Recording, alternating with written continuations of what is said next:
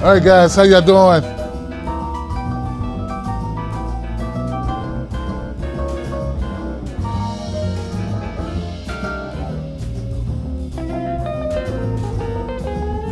All right. We're good. We're live. We're hot. We're on the mic right now. How you doing, guys? My name is Tim Black. Welcome to the Tim Black at Night Show. How you doing? If you're new to the channel, the show doesn't normally come on quite this late. This is the next day. But I've been having computer issues, so that's what it is. And it's also, so we got computer issues going on, and I got a GoFundMe, a new GoFundMe out to, upgrade my computer system, because this, frankly, guys, is embarrassingly bad. All right, it's ridiculous at this point. Like, you can't do a show on the internet if your computers are unreliable. So there's a link in the description of this video on Facebook, guys. I'm gonna post it later, or maybe during the show or during a video while it's playing or something, because I got some clips I want to share with you. If you can contribute to that, that'd be great, because we need to stay active. 2020 is coming, and I need to get this handled now so that we're good.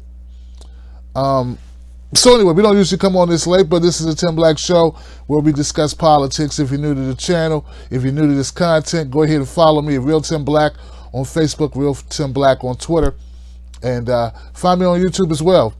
You can also become a member of my Tim Black Wolf Pack. That's my wolf behind me. My wolf pack has my back, and become a part of that, where you get exclusive content, and also we're doing all types of stuff we're planning for the year with the wolf pack. So, okay, so I got some stuff lined up tonight I want to go to, because, yeah, we got a lot to talk about. Bernie Sanders made some comments during the CNN town hall. And it's amazing, right? So last night, I watched the entire all the town halls. There were 5 town halls, each an hour apiece, 5 hours worth of politics. I feel like I was going to, just fall over and die, frankly. I was just going to just pass out, bust my head, split my head to the white meat, that'd be it, right? And, I want you to know, I sacrificed for you guys. And some people, thank you so much for writing, saying, Tim, some people wrote me, was like, Tim, yo, for real, thanks for watching that, because I never would have watched that. It's my job to stay up on politics, and it's what I got to do. Like a veterinarian's got to stay up on, the new treatments for the doggies and the cats, right? A computer guy has to stay up on new code or new ways of solving problems or whatever it is in that industry. Same thing here. I got to stay up on what's going on in politics. So that's my job. So we got Bernie Sanders. He made some important comments during the town hall last night that I want to discuss. There's also some pushback about Elizabeth Warren that I want to get to, because, I don't know what's up with people, man. They don't realize that there are some differences between Elizabeth Warren and Bernie Sanders. A very prominent, more of a mainstream sort of I don't know what he calls himself. He was a data guy, a guy who did predictions, and I think he worked with Vox or something. I'm not really sure. He made some comments on Twitter about, Elizabeth Warren and why Bernie supporters won't move to Elizabeth. I don't know. I don't even know that's a thing, but it's a thing. He's trying to make it a thing. We'll talk about that. What else we got? Tucker Carlson takes a couple swipes at Bernie Sanders about some of those comments made on the town hall. Kamala Harris came back a little swinging. We're going to cover what she's talking about. Elizabeth Warren, she made some good points too. We're going to talk about a little bit of all of that. But before we get kicked into my real show, this is something I saw when I went to YouTube to launch the show, right? All right.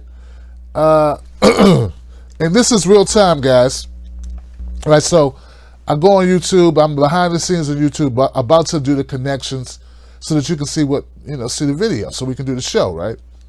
And I see that Aggressive Progressives used to be a show that Jimmy Dore hosted. I see a live stream or a video. Maybe it's a video. It says, Cenk Uygur says goodbye to Jimmy Dore. And this is, I swear, guys, I was only a minute, 2 minutes ago before I even hit play or live stream go, right? So I didn't get a chance to watch the whole thing. So I watched a very little bit of the beginning. And I'm like, oh, okay, Jank's being real decent. It's like, being respectable. You know what I mean? Like, hey, he even went so far as to say that he loves Jimmy Dore, right? And that he will always love Jimmy Dore. At least he hopes that he will always love him. That's kind of weird. Like, if I got a friend, I just assume I will, I know things do change, though, but you kind of make that assumption. It's almost as if his love for Jimmy Dore is qualified by something Jimmy could do. I guess I don't know what that means. What does that mean? I wonder what Jimmy Dore could do that would make Cenk Uygur no longer love him. Now, I know for a fact that Jimmy's got a lady, so I don't think it's that type of love that we're talking about. I don't know Cenk's situation, but I don't think they're talking about a romantic type of love, more like a friendship. So basically, Jimmy's his dear friend. He hopes that doesn't change. But I'm wondering what kind of things that would change the friendship between Cenk Uygur and Jimmy Dore. Maybe if Jimmy Dore starts saying, like, I don't know, real things about TYT or Cenk Uygur or the Young Turks in general that could, I don't know, expose the Young Turks for what they are. I don't know. Maybe that could happen. Hey, I don't know. I'm just spitballing here. Like, what could he do? I mean, Jimmy can't cheat on Cenk.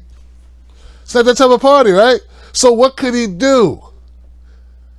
Not pay him back money he owes him? I thought Jimmy had to pay you to get his channel from TYT so he could own the Jimmy Dore comedy. TYT comedy was the name of the URL. So in order for Jimmy to buy his channel from you, he gave you money, right? So I don't know if it's a money issue. Kind of none of my business. Neither is any of this. But here's the part that's really made me want to talk about it. Not only did it seem a little funny where Cenk says, hey, I hope that, I always love him. I hope so. Hope that never changes. And then there was this guy at the end. And I just want to play what he said. And I don't know if you can even hear this. But So we're going to have to work on it, and we hope that we can collaborate with you guys and get your input. As always, tyt.com. Give us your thoughts on who it should be, and we'll continue to do this. But I love this show. And Cenk Uygur was talking about who should replace Jimmy Dore on TYT. And he's there with John Iadarola. No, he's there with, it's not John Iadarola. Who's it? So as soon as we can, we'll get it back up and running. Some guy. I personally didn't care for Jimmy Dore. Just go on record, just so you know. But Steph was great. He's been riding Steph's coattails for up and running. You hear that? I personally didn't care for Jimmy Dore. Just go on record, just so you know. But Steph was great. He's been riding Steph's coattails up and running. I personally didn't care for Jimmy Dore. Just go on record, just so you know. But Steph was great. Now, I'm hoping that this is just a joke because Cenk's laughing. I forget this guy's name. Who's the guy who used to be opposite Jimmy, who Jimmy would embarrass on certain issues, progressive issues, because he was more of a centrist. I don't know his name. Asian dude. I don't know. But I don't know who the guy is who's saying he didn't, he didn't care for Jimmy. Let me see what else they said. He's been riding Steph's coattails for decades now, and somebody has to call him out on it. And now that I'm not working with him, I can. It's freeing. It's really emancipating. Glad for that. All right, so that's what the future will hold for Aggressive Progressives. We love Jimmy Dore. We're sorry to see him go, but we wish him all the best and hope to work with him again in the future. He was joking. All right. I had you there, though, didn't I? Like, oh, man, this is going to be a fight. This is good stuff. We love the drama. Political drama that's really like, grassroots drama is great stuff. You get to dig into that. You guys like grassroots drama? It's okay. You can say yes, I'm not going to judge you. You want to hear some grassroots drama? Everyone is not who they appear to be. Yeah, everyone's not who they appear to be. Not even close to it. For instance, I'm not going to go there. I'm not going to go there, man. Look, if you look, you don't want to know who. You don't want to know. You don't want to know. You don't want to know. All right. And people do things that are they're not right. That's unethical, and they get away with it time and time again, time and time and time again. They keep getting away with it. All right. So this is keep our ears and eyes open. I think all will be revealed in 2020. If we step back and take a look, we'll see what's really going on, right? But doggone it, like we got so many of these corporate mainstream media hacks to go after. We should, I don't feel like, unless I'm really called out and I really have to do it, I'll just let sleeping dogs lie. But just know it's dirty out here. Anyway, shout out to Jimmy Dore. Shout out to Jank. That was look. I know that there's probably stuff that could be said. I could probably get 40,000 views on the video talking about innuendo and drama between Jimmy Dore and Jank Huger and the whole TYT thing. I consider Jimmy Dore a friend. I've known him for a few years now, and if I had real questions, if I really wanted to dig into it, I don't think he'd have a problem with that. I just think there's a certain way to handle business, and I'm a grown-ass man, so this is the way we're going to do it. Moving on, guys. Moving on. Let's go to this, all right?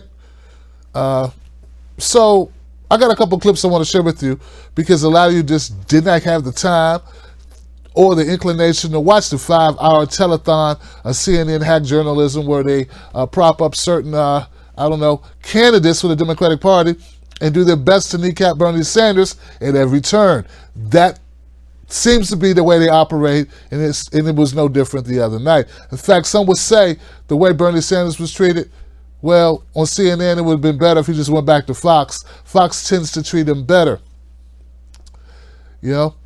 And I can't disagree with that. It's true. It did seem that way.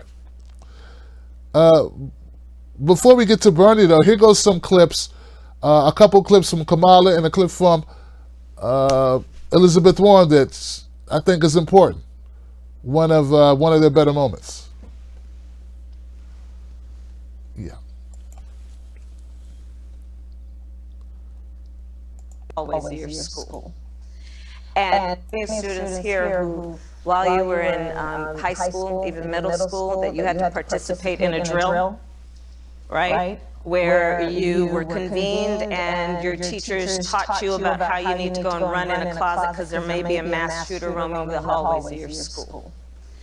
And in our America, that should never have to happen.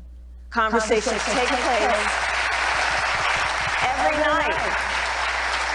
Conversations take place every night between students and their parents. Why do these things have to happen? Why do we have to have a drill like that? To which, of course, the response is because there are people in Washington, D.C., supposed leaders. Well, let me just stop it right there. Now, this is one of the better moments for Kamala Harris. She had several of these good moments, though. Let me just keep it real. This comment about guns went over very well with the audience, as you can see. But one of my things is here. We got to stop it here and say, I really doubt that many young people come home and ask why they have to have a drill. America's gone so far as these terrorist shootings, these shootings in schools, that no one's asking why we have to have a drill. And I don't even think the kids are saying, hey, it's all the government's fault.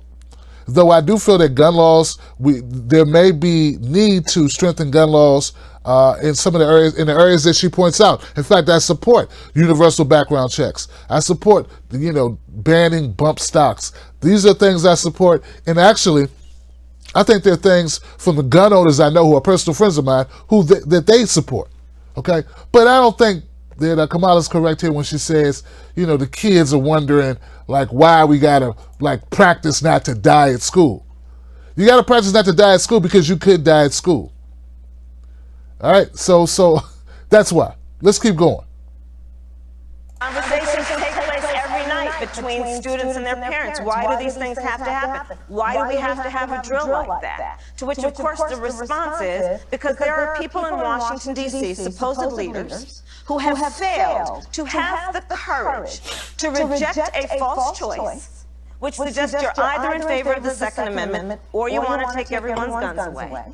Supposed leaders in Washington, D.C., who have failed to have the courage to recognize, you know what, you want to go hunting, that's fine. But we need reasonable gun safety laws in this country, starting with universal background checks and a renewal of the assault weapon ban. But they have failed to have the courage to act. So Ben, here's my response to you. Upon being elected, I will give the United States Congress 100 days to get their act together and have the courage to pass reasonable gun safety laws. And if they fail to do it, then I will take executive action.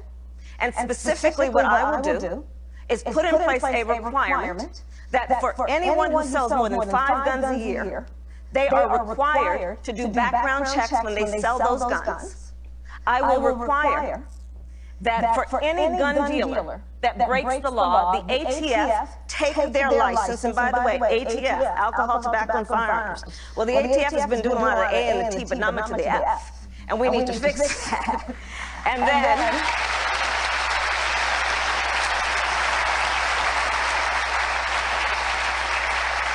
on the third piece, because none of us have been sleeping over the last 2 years, part of what has happened under the current administration is they took fugitives off the list of prohibited people.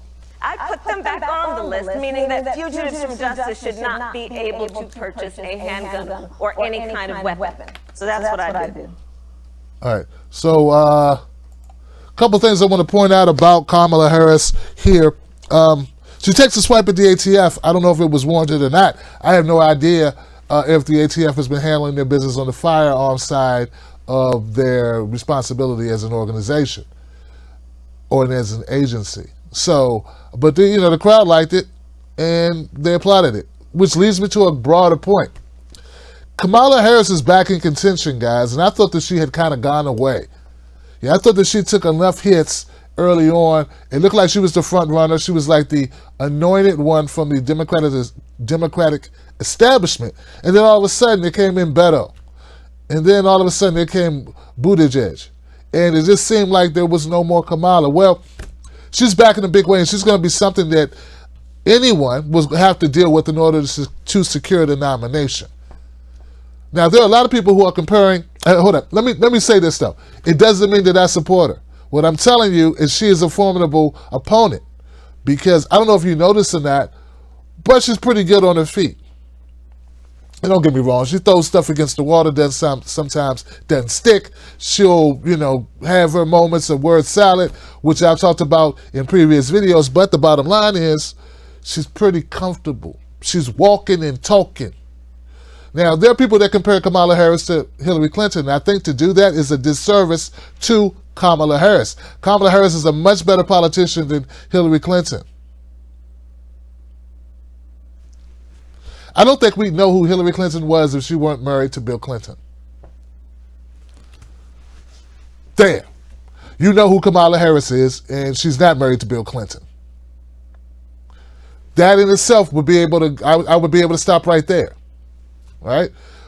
Also, notice that she is able, like I stated, to walk and talk and use mannerisms and not just have one pitch, one go-to emotion, one go-to way of expressing herself. She uses the gamut of emotional appeal in her speaking. It's something that I notice when she talks, when she conveys her thoughts, when she switches from passionate to something else, or when she makes a joke, or when she does like this with her hands. So these are things that I notice because I'm a public speaker and have been one for the last 20 years of my life. All right. So once again, it's going to be difficult to defeat Kamala Harris if she stays doing what she's doing. I think she can be defeated, but it's going to take some doing. So I think Beto O'Rourke and Buttigieg will not be the darlings that they are to the Democratic Party much longer. I think Kamala's elbowing her way back in, and this is going to be very interesting comes 2020.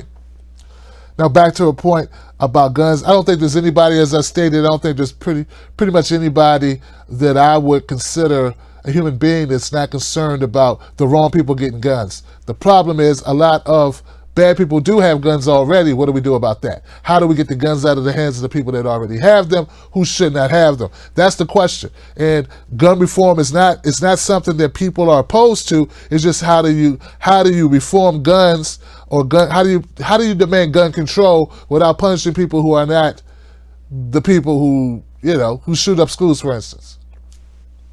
So it's been politicized to such a degree that we're having a hard time trying to kind of coming to a type of agreement on what needs to be done. There are people who have been following me for 5-6 years, and I don't hear about them until I do a gun video. So shout out to my gun people who come back and forth to educate me on guns, because that's your thing, and I know you care about it. There are people who really care about guns, and it's not just for hunting, Kamala Harris, and until you understand that, you never really understand gun culture, all right? Because we put it in a little group of saying gun culture. Okay, so also making a splash in the CNN town hall was Senator Elizabeth Warren, and I was wondering where she was, and was also wondering, hey, where does student debt new legislation that she's introducing, where'd that come from? And almost as important as what you're introducing is why, and the timing. And it just so happens Elizabeth Warren introduced her student loan debt forgiveness legislation at the same time where she was going to go to the CNN town hall, be in front of the Harvard school or students or whatever, and have a very warm audience to what she's selling. But this clip, folks, is about Elizabeth Warren talking about the reason why breaking up the big tech companies should be a thing. Many students here who, while you were remember about Amazon. Amazon's monopoly means that I can buy generic goods and brand names from my phone and receive them on my doorstep without a delivery fee within 24 hours. How is breaking up big tech good for me? Okay, good question, Megan. So here's what we want to remember about Amazon, about Google, about Apple, about a lot of these giant tech companies. They actually run two businesses. So one is the platform. That's the place where people come to buy and sell goods.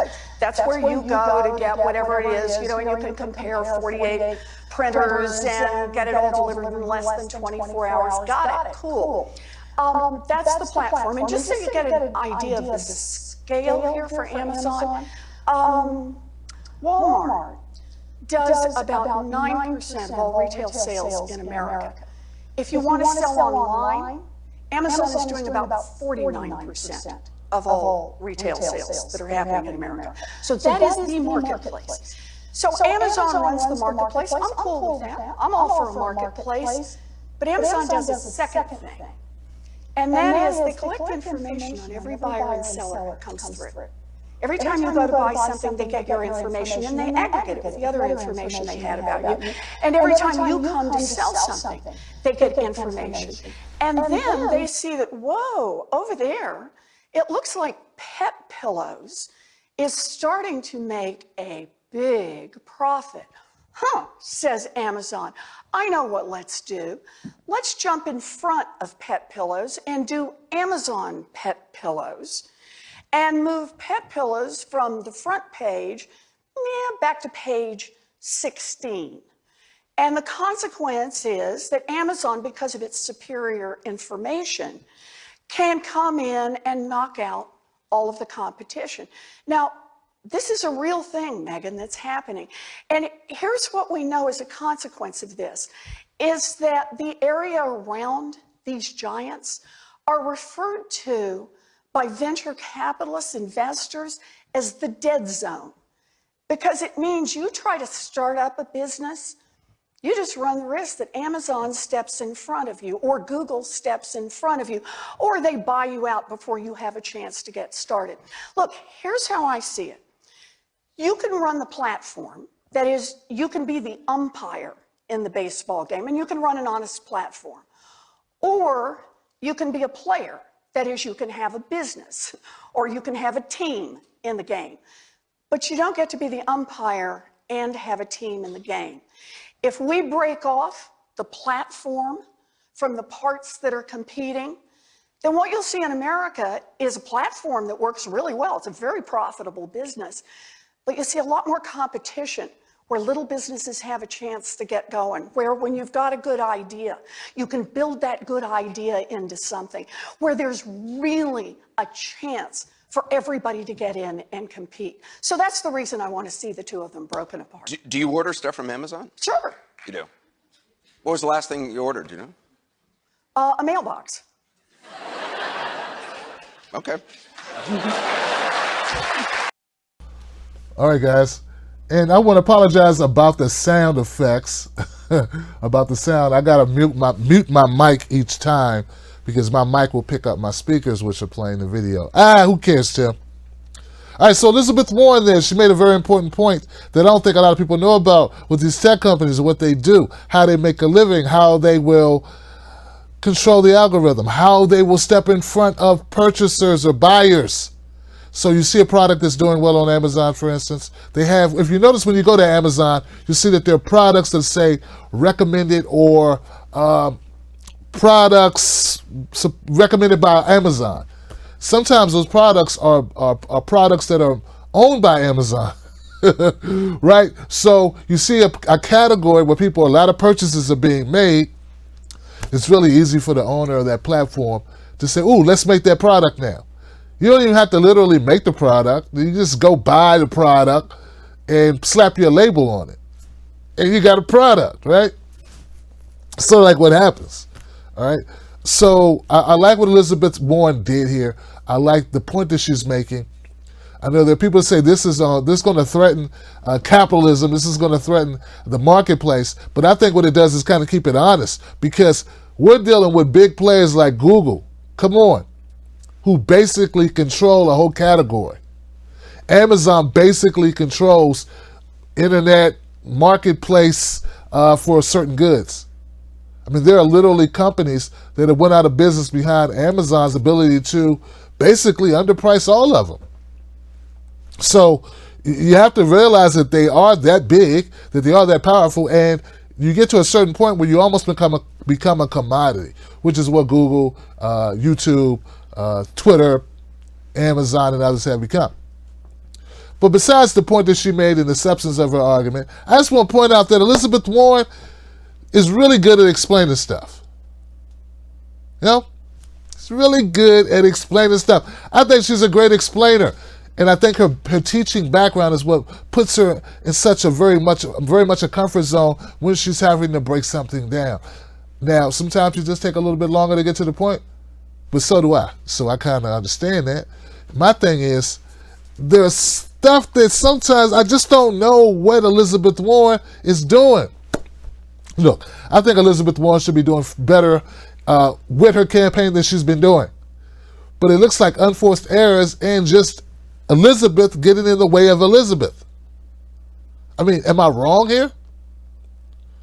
What are your thoughts on this? Now, I noticed there was some conversation on Twitter about it because some people are going, wow, man, Elizabeth Warren is amazing. And she killed it last night. That's what they're saying. I gave her like a middle grade. I thought she did better than Amy Klobuchar and Pete Buttigieg, but I didn't think she did as well as Kamala or Bernie Sanders. I put her in the middle, where I think that she deserved to be. Well, there are those who thought I was wrong, and that Bernie supporters in general are wrong, and that we have some type of covert intention or some type of, I don't know, grudge against Elizabeth Warren for reasons that are unacceptable or unreasonable, which I have a problem with. Here goes Nate Silver in a tweet. A couple tweets starting by Nate Silver. Here goes his comment. Now he was going on to explain, he was having a conversation with this person, Haskar Sankara, right? About, about intellectuals and about Bernie fans or whatever. Now here it goes. Put another way, the reason Bernie fans mostly haven't migrated to Warren is because the distinguishing feature of Bernie fans is not leftist policy views per se, but they have figuratively want to blow up this system, including the Democratic Party. Now I totally disagree with Nate here. I don't think that's at least the Democrats that I deal with, or I don't even want to call them Democrats. The independent voters, a lot of people that support Bernie aren't even Democrats, they're independent. There are some Republicans who support Bernie, some Democrats, and some independents. So I don't know exactly who he's talking about when he says they want to blow up the Democratic Party. This term, blow up the Democratic Party, I also have a problem with because, well, frankly, guys, that's just something, it seems to me, the term blow up is just something the establishment folks use to try to make the Democratic Party seem like a victim and not an organization that could do, as they stated in their own inter-office memorandums, choose, or in their own court of law in the DNC fraud lawsuit, which is go pick their own nominee in smoke-filled rooms. Who cares what voters think? Or the same party that can decide, well, you know what, maybe Minnesotans wanted Bernie Sanders, but I'm a superdelegate, so we're going to go the other way because we know better than the people. That's what the Democratic Party did. I don't think a party with that much power, I don't think the party that doesn't listen to its own voters, I don't think a party that could say, unilaterally, we can decide not to pay any attention to you, is a party that really needs Nate Silver to fight its battles and say that we want to blow it up. So anyway, I wasn't the only person who took issue with it.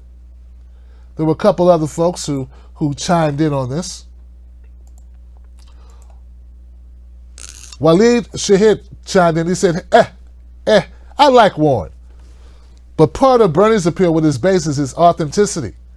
Bernie was advocating some of the contemporary Democratic Party's big policy ideas, free college and single payer in particular, before Warren.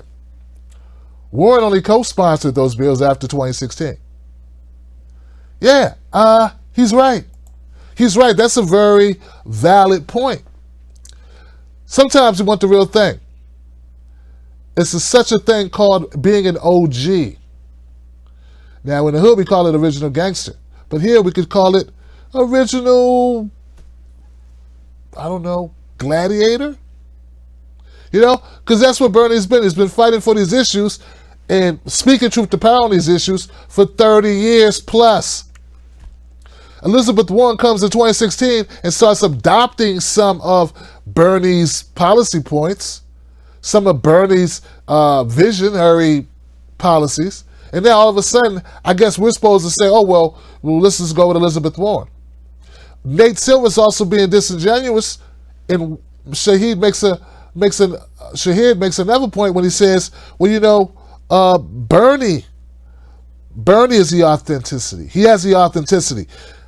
And of course he has the authenticity because he continues to support those policies.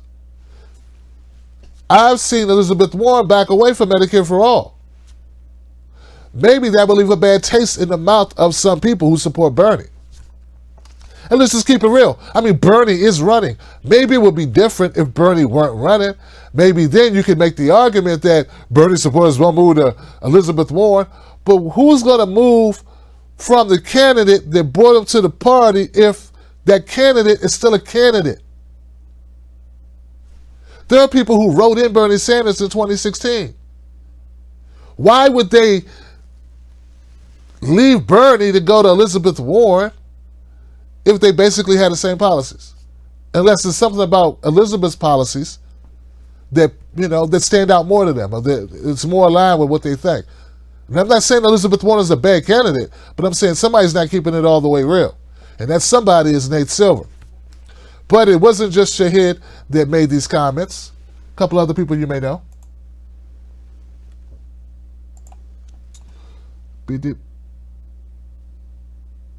Jimmy Dore commented, he says, put another way, Nate is repeating establishment talking points instead of using data again. Couldn't be because Warren is squishy on Med for All, claims to be Native American but was silent on Standing Rock when it counted, and didn't endorse Bernie in 2016. It's something else. Yeah, then Kyle Kalinske came in and Kyle said this. Jesus Christ, Nate. Most of us burners support him over her because she voted for Trump's grotesque, bloated military budget. Bernie didn't. She waffled on Medicare for All massively in recent weeks. She cynically plays politics for political gain. See, not endorsing Bernie in 2016. Okay. Yes. And also, okay, so I saw this was fun. I saw Nate's comments too, so I made a comment of my own, and it goes this. Not so fast, Nate. Aside from being wishy-washy on Medicare for All, endorsing Hillary over Bernie, and not standing up for Standing Rock, maybe people aren't sure Warren can defeat Trump. I mean, he has beaten her on Twitter and in the public eye. Yeah, guys, check this out. Now, my thing is this. That goes back to my point of the self-inflicted gunshot wounds that Senator Warren has given herself in a fit of, I don't know what she's been trying to do. I really don't. I mean, the whole DNA test thing made it look pretty horrible. I mean, that was a misstep of epic proportions. It kind of showed that she's really not up to the chess game of dealing with Donald Trump. Then there was like the back and forth with Trump all the time on social media. That I didn't really see what the point was in that. And of course, all the other things that Kyle and Jimmy and Shahid had also brought up. I mean, but don't get me wrong, guys. I still like some of the policies that Elizabeth Warren brings to the table. I mean, the debt forgiveness on student loans, I agree with it 100%. I think a country as rich as the United States should not be having to make money off students. Why are we putting a premium on education? Why? Look, and I know people make this argument that if you give people an education, the education becomes, I don't know, void or not as useful in the marketplace. But here's the thing. Even if you can go to school for free, you still got to go to school. And just because you can go to school for free and you're going, doesn't mean you're going to get the grades, because you still got to perform. And even if you go to school, get the grades and perform, you still got to be able to come out in the real world and hack it.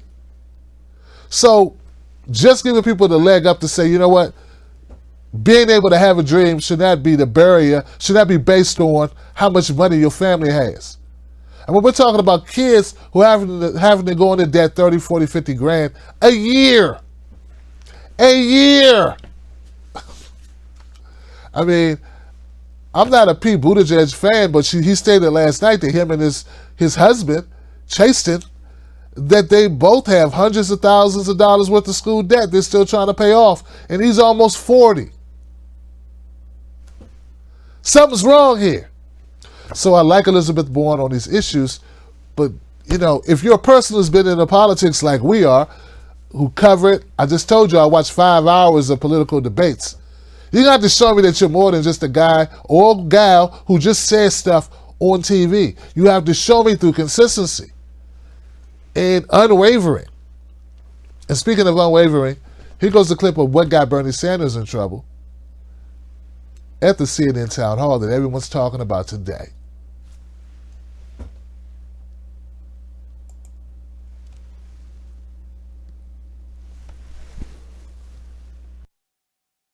To society, but while he's in jail, democracy should be allowed to vote while in prison. That you believe. Let me just set this up a little bit. There was a question from this student at the Harvard University student who asked Bernie Sanders about voting rights for felons. And go.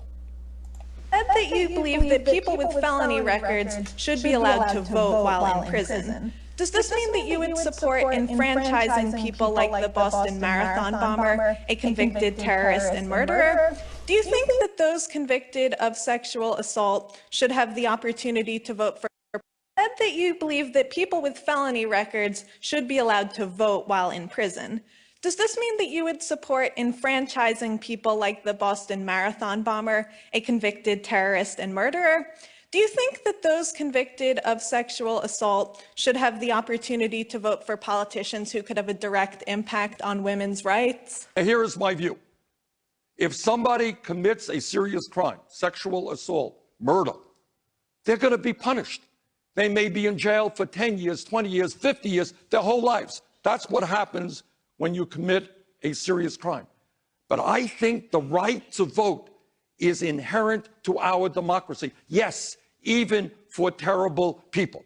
Because once you start chipping away and you say, well, that guy committed a terrible crime, not going to let him vote, or that person did that, not going to let that person vote, you're running down a slippery slope.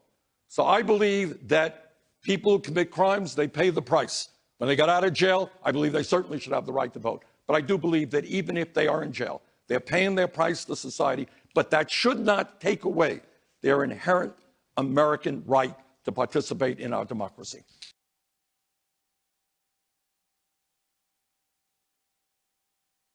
Democracy. Applause for the answer. My follow question goes to this being like you're writing an opposition ad against you by saying you think the Boston Marathon bomber should vote not after he pays his debt to society, but while he's in jail. You sure about that? Well, Chris, I think I have written many 30-second opposition ads throughout my life. This will be just another one. But I do believe, look, you know, this is what I believe. Do you believe in democracy? Do you believe that every single American 18 years of age or older who's an American citizen has the right to vote? Once you start chipping away at that, believe me, that's what our Republican governors all over this country are doing. They come up with all kinds of excuses why people of color, young people, poor people can't vote. And I will do everything I can to resist it. Okay, so this response from Bernie Sanders prompted many folks to have a lot to say about Bernie Sanders. This was the talking point. In fact, I saw it repeated on The View. Meghan McCain had a good time with it. She was able to say how, I woke up this morning and I saw that Bernie Sanders and Kamala Harris said they would give the Boston bomber the opportunity to vote. And I just really was disgusted. And I'm like, what is this? How many Boston bombers do we have? How many Boston bombers are there? There's only one, right? Like, we're really having a conversation about voting rights from the narrative of a Boston bomber. See, what they try to do is choose the worst possible person they can to use that person as the poster child for why something shouldn't happen, or why they should win an argument, which is disingenuous as hell, in my opinion. Also, I saw it on The Five, and I saw it on Tucker Carlson. But what I like about Bernie Sanders, and we're going to get to Tucker Carlson and maybe Greg Gutfeld if you guys want to watch it. But what I like about Bernie Sanders in this is that he didn't waver on his position, which is something I think that Elizabeth Warren lacks. And that's what's important to me. I like the fact that Bernie said, hey, this is how I feel about it. I'm not backing down from it just because you think it's wrong or just because you disagree. Because voting rights is an issue that we have to fight for. There's this thing, there's an idea, right? Years ago, I read about it. It's called the Peter Principle. Peter Principle was an idea of thought, a philosophy that's simply stated, I think it goes like this. People have a tendency to rise to a position of incompetence. Everybody shouldn't be president. Everybody doesn't have leadership skills. Everybody doesn't have the certain intangibles that are necessary to be great in this position, but they're great in another position. I think that an Elizabeth Warren is great as a legislator. Maybe she's great as an explainer of very complicated measures or legislation to a broad audience based on her background as a teacher. But maybe there are other characteristics that she just doesn't have. Maybe that's why she feels the need to compensate and to give in and to acquiesce to what is, the pressure, as such as voting for Hillary Clinton over Bernie Sanders, who she's more politically aligned with, if that's truly how she feels. So now, let's go back to Tucker Carlson. Now, Tucker Carlson, he made a comment about Bernie Sanders. He did a little monologue on it because, like I said, they're going to use this. And Chris Cuomo's right, they are using it. So what did Tucker Carlson have to say about Bernie Sanders and felons and those actually in prison voting?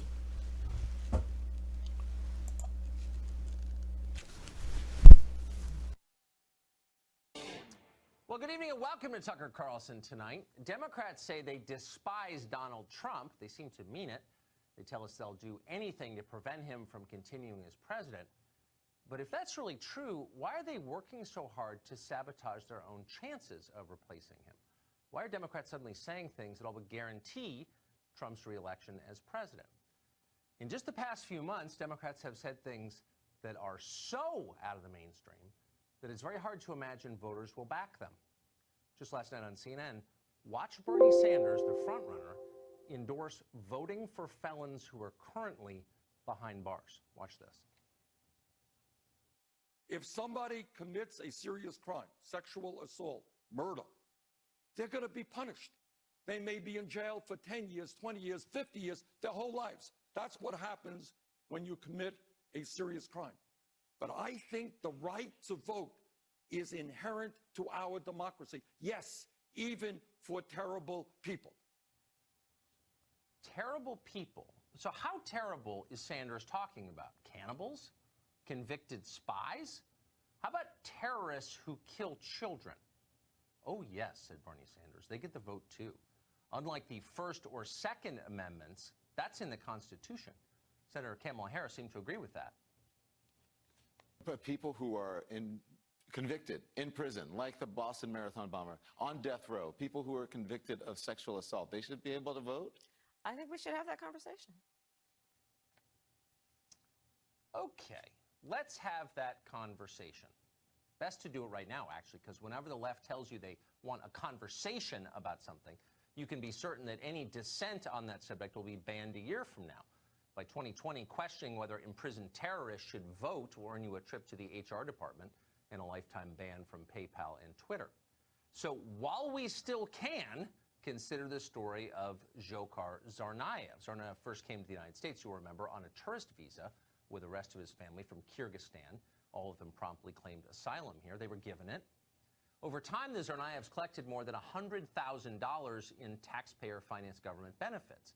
In 2012, Tsarnaev received U.S. citizenship, and then, less than a year later, he murdered 3 people and maimed hundreds with a pressure cooker bomb at the Boston Marathon. Now he's on death row. So Democrats hear that story and they feel outrage. It's not that immigrants repaid our generosity with a terror attack. That may bother you. It doesn't bother them. The injustice they're enraged by is that a convicted terrorist might not be allowed to help pick our next president.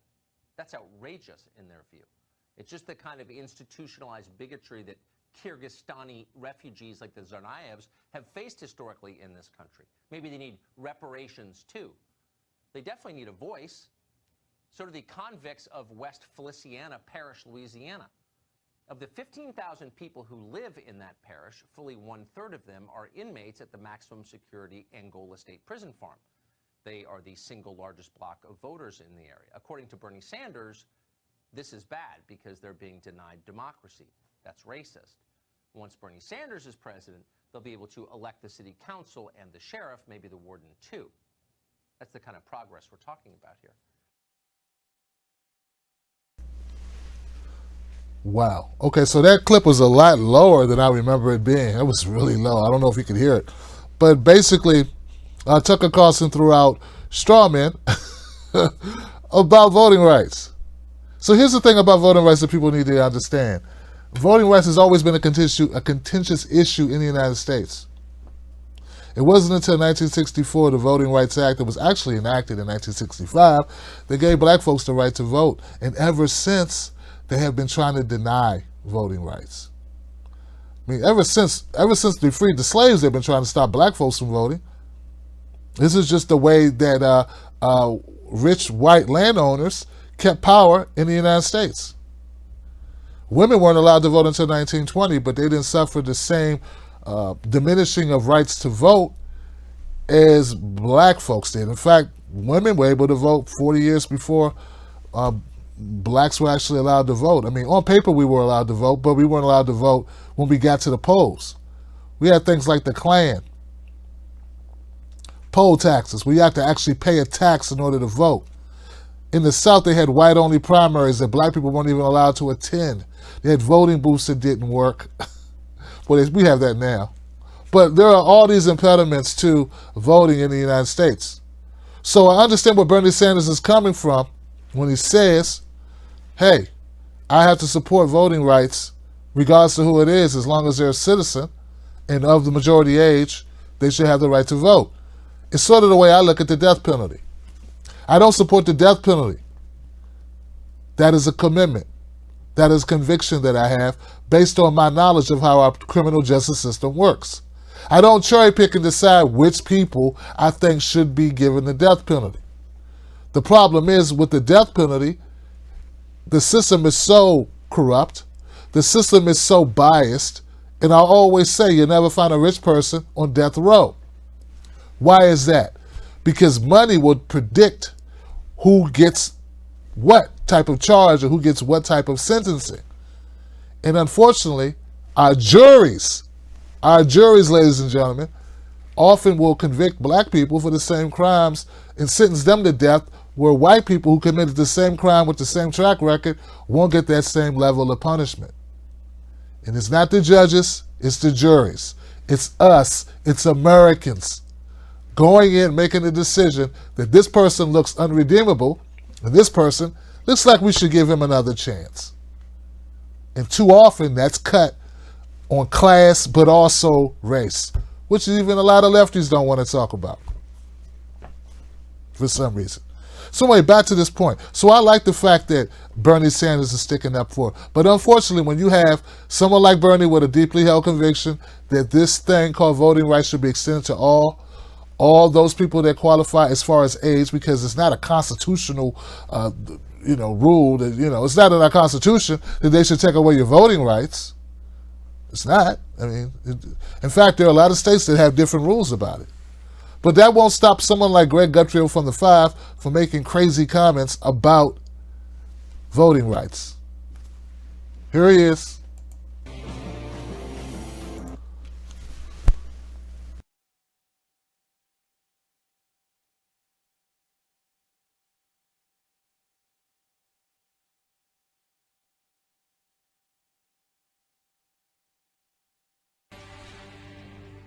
So let's say you're running for president and you're already up for felons voting. Well then, champ, which ones? The cute ones? Vegans? Registered Democrats? The answer, sky's the limit. Does this mean that you would support enfranchising people like the Boston Marathon bomber, a convicted terrorist and murderer? If somebody commits a serious crime, sexual assault, murder, they're going to be punished. But I think the right to vote is inherent to our democracy. Yes, even for terrible people. People who are convicted in prison, like the Boston Marathon bomber, on death row, people who are convicted of sexual assault, they should be able to vote? I think we should have that conversation. Oh, great answer. So just days after terrorists murdered over 300 men, women, and children, the Democrats tackle stuff that truly matters. Can our terrorists here still vote? Talk about damning your own party. Of course, there are people who have lost their voting rights forever. Crystal Campbell, Martin Richard, Lou Lindsay, and Sean Collier can't vote. The Boston bomber suppressed theirs permanently. These candidates also miss the point of incarceration. Now, if you're just joining us from CNN, this may shock you, but when you're in prison, you lose rights. It's called prison, not spring break. So no, it's not a slippery slope when denying voting rights, because the slope doesn't actually exist. You're in jail. There is no freedom. You can't even vote with your feet. But in a socialist mind, sense doesn't apply. Socialists disguise their thirst for power as the greater good, which means pretending to care while taking control. So it's not about helping those in jail, just expanding the jail to include you and me. Cuba, Venezuela, North Korea, the USSR. What made them all so unique? Every citizen was a prisoner, and every socialist politician, the jailer. Which is why this socialism thing really only works for Bernie. The rest of us serve the sentence. And I'm not even sure what the hell he was even talking about. How did the conversation from voting rights morph into socialism digs? Someone tell Greg Gutfield that his 5 minutes of fame, or whatever that is they give him at Fox, that expired about 7 minutes ago. You're really overstaying your welcome, sir. Really overstaying your welcome. Can Never Be Tucker is probably the new nickname for this guy. I don't know, man.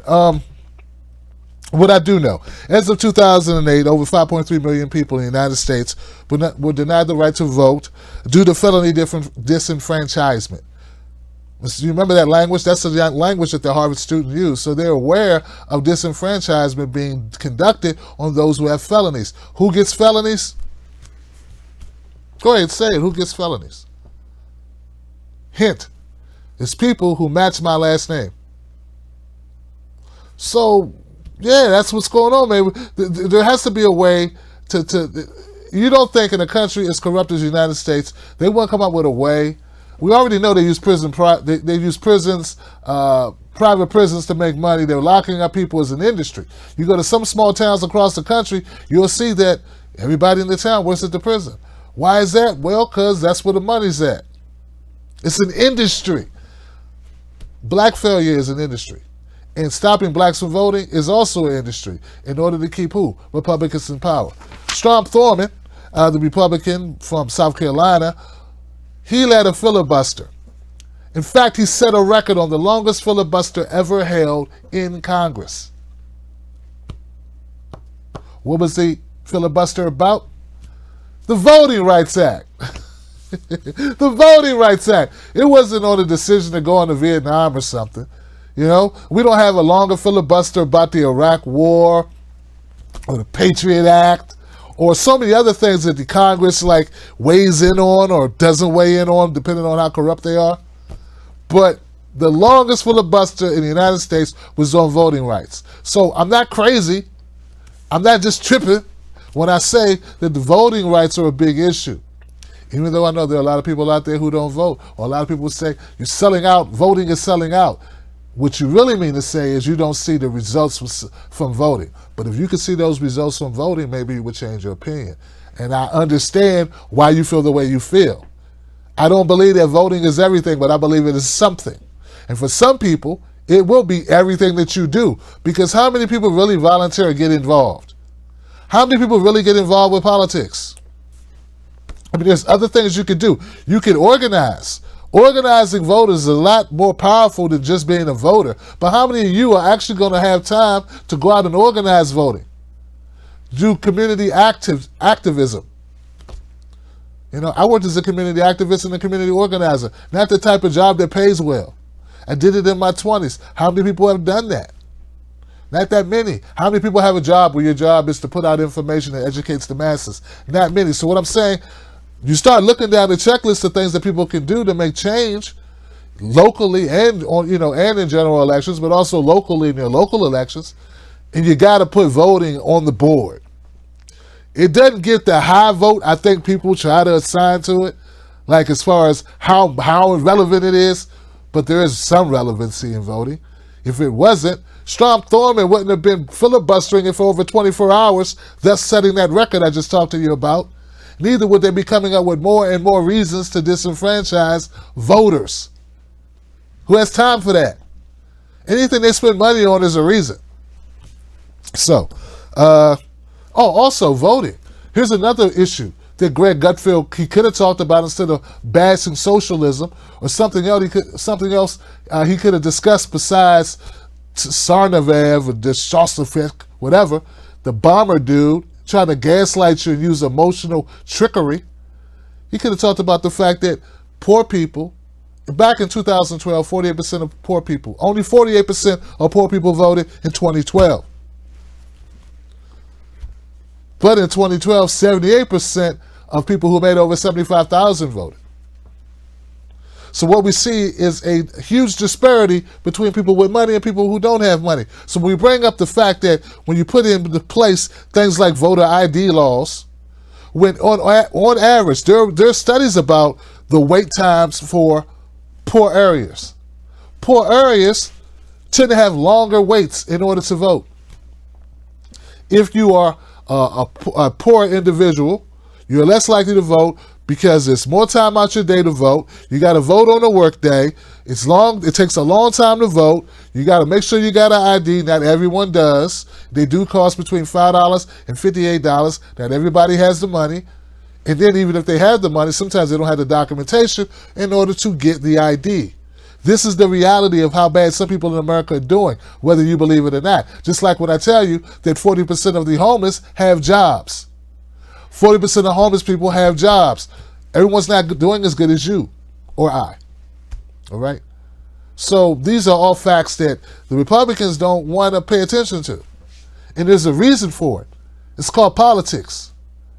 Now, don't get me wrong. I'm not up here suggesting that the Democratic Party is doing all of this via altruistic motives. Yeah, this is not a situation where we got the good guys and the bad guys. Pretty much we got some good guys and bad guys on both sides, and a lot more bad guys on both sides, and a lot more people just taking money and shoving it in their pockets and saying, call me whatever you want to call me, just don't call me late for my raise. So I'm not saying that the Democrat Party, once they get your vote, they're doing what they need to do. If they were, I'd have a lot less reason to do political content, and I could go back to just doing funny social stuff, which is how I got most of my first 20 million views on YouTube. But the fact that the Democratic Party is not taking your vote and translating that into legislation to help the people that I grew up with and my kids, well, I got to keep doing what I'm doing. Now, back to the point. Since it's a fact, it's not even disputable. It's a fact that poor people are less likely to vote for a myriad of reasons. Why is that? Should be the question. And it's not because the Boston bomber, you know? People are getting locked up for things like weed. Most of the people locked up are not in jail for rape or murder. They're in jail for other things.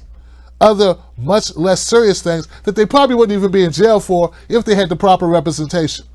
But without the proper representation, the judge offers you a plea deal that gives you a felony record.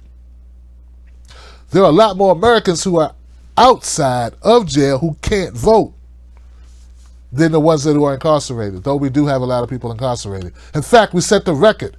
We're the most incarcerated westernized nation on the globe. For a reason.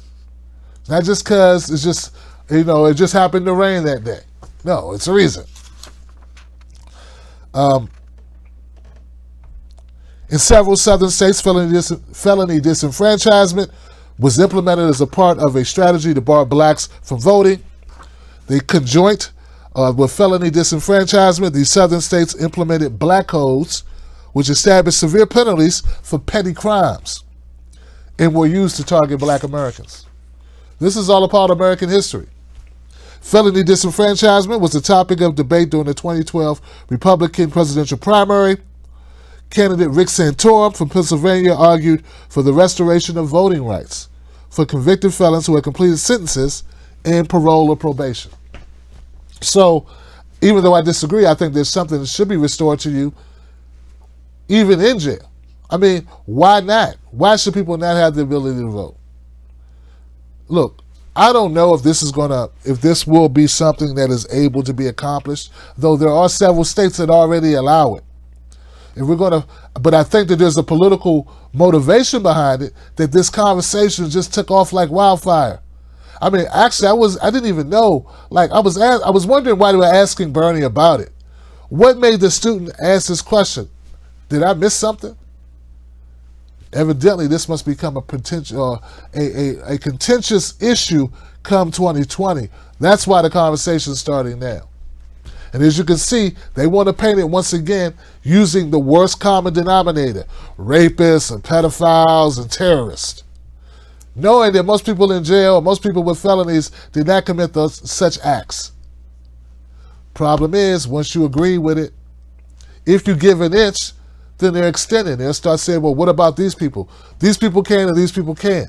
It sort of like goes back to my whole idea about why I can't support the death penalty. It's an all or nothing thing. You can't cherry pick who you're going to stand up for, which is hard to do. Guys, real talk, it's hard to do. It's hard to say I'm against the death penalty when we're looking at a case where someone just, killed 5 people, did inhumane, horrific things.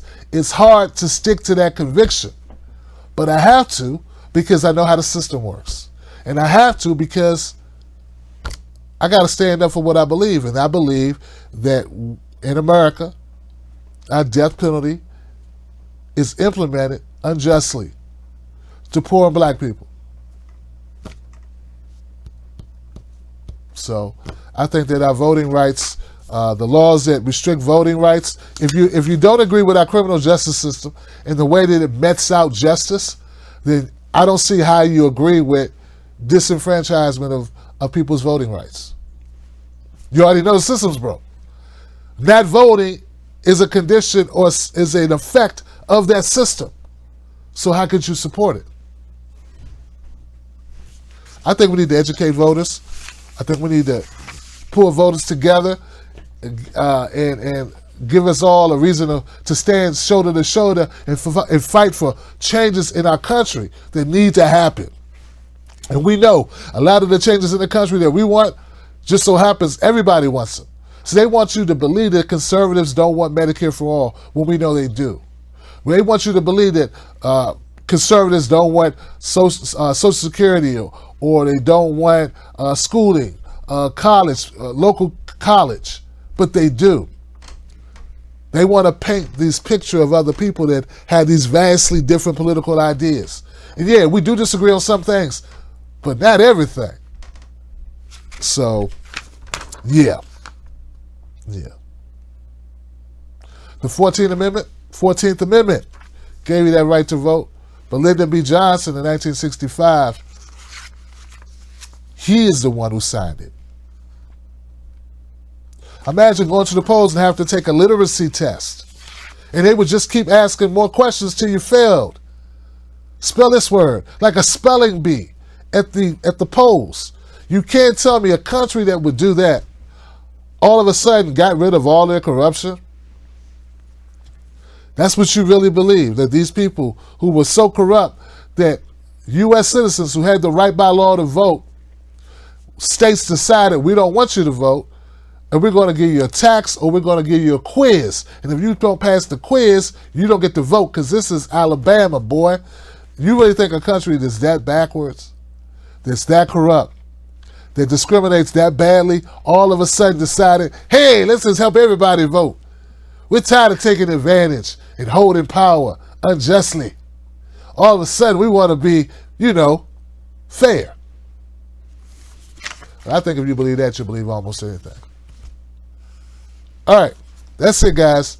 Follow me at Real Tim Black on Facebook and Twitter. Also, find me right here on YouTube for more content. Now, I got a link. I put it out. It's, let me see if I can find it for my Facebook people.